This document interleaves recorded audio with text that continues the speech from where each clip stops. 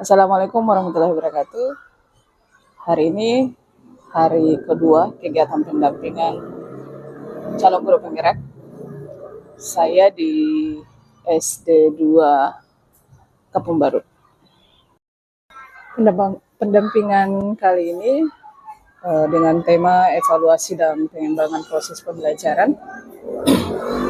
Adapun fokus pendampingannya yaitu observasi kelas calon guru penggerak untuk melihat penerapan dari modul budaya positif, pembelajaran berdiferensiasi, dan pembelajaran sosial emosional.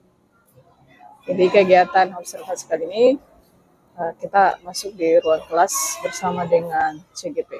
Namun sebagai PP tidak melakukan apa-apa, hanya melihat saja apa yang akan dilakukan oleh CGP untuk menerapkan modul yang telah disampaikan tadi.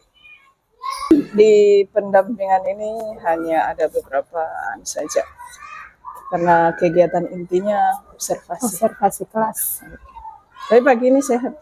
Alhamdulillah sehat. Sehat sampai berkeringat. Sudah siap untuk observasi? Salah siap. Jadi temanya pada pendampingan individu keempat ini yaitu evaluasi dan pengembangan proses pembelajaran. Lanjutan dari pendampingan sebelumnya tentang proses pembelajaran.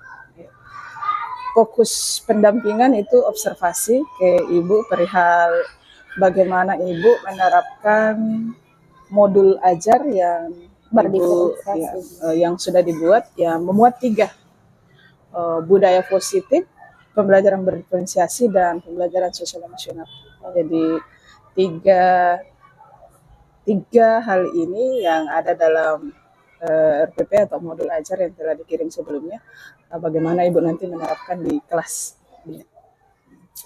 Namun selanjutnya, ya, kira-kira tujuan dari pembelajaran yang akan kita lakukan sebentar di kelas itu lebih ke mana?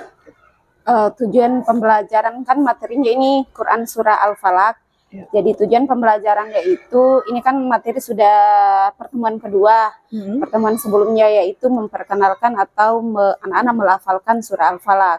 Ada pertemuan kedua ini yang salah sebentar dilakukan yaitu pesan pokok atau arti daripada surah Al-Falaq. Setelah mengikuti pembelajaran ini, peserta didik diharapkan tujuan pembelajaran itu tercapai, yaitu peserta didik dapat menunjukkan perilaku, memahami makna dari Quran Surah Al-Falaq. Kemudian peserta didik dapat melafalkan dan mengetahui arti dari surah Al-Falaq. Selanjutnya siswa atau peserta didik dapat mengimplementasikan dalam kehidupan sehari-hari, mengamalkan surah Al-Falaq. Iya. Kemudian yang kedua, area pengembangan yang hendak dicapai. Area pengembangan di sini ada 2, yaitu dari pengetahuan dan keterampilan. Dari pengetahuannya, peserta didik itu dapat memahami makna Quran Surah Al-Falaq. Kemudian dari segi keterampilan yaitu peserta didik dapat tahu arti daripada Surah Al-Falaq dengan nanti itu ada kegiatan memasangkan gambar dengan arti daripada surah Al-Falaq itu. Jadi ceritanya surah Al-Falaq itu ayat 1 itu maknanya seperti apa. Kemudian ada keterampilan menyanyi juga. Menyanyi. Iya, supaya mudah dihafal. Iya, mengingat ini anak SD, anak SD kelas 2. Jadi lebih senang dengan hal-hal yang seperti itu. Iya. Untuk pra observasi ini, percakapan pra observasi ini ada satu lagi yang mungkin perlu saya tanyakan, yaitu strategi yang dipersiapkan untuk pembelajarannya sebentar. Oh ya, strategi yang saya siapkan itu ada beberapa, karena ini kan materinya ini saya ajarkan berdiferensiasi. Jadi saya menyiapkan ada 3, yaitu audio, visual, dan kinestetik. Ya, kalau audio itu saya akan tampilkan layar, kemudian yang visual dia membaca, yang kinestetik itu di lagu dan memahami gambar. Tetapi kalau bentuk LKPD-nya sama. Hanya perlakuannya saja dalam proses yang ada mungkin sedikit perbedaan. Sesuai kebutuhannya. Kalau dilihat dari apa yang disampaikan oleh Ibu itu memenuhi pada bagian pembelajaran berdiferensiasi, memenuhi 3 kebutuhan gaya belajar anak. Sudah sangat bagus, Bu. Sebentar kita akan lihat bagaimana di ruang kelas. Ada beberapa hal nanti yang saya akan lihat di dalamnya dan berharap itu bisa terpenuhi.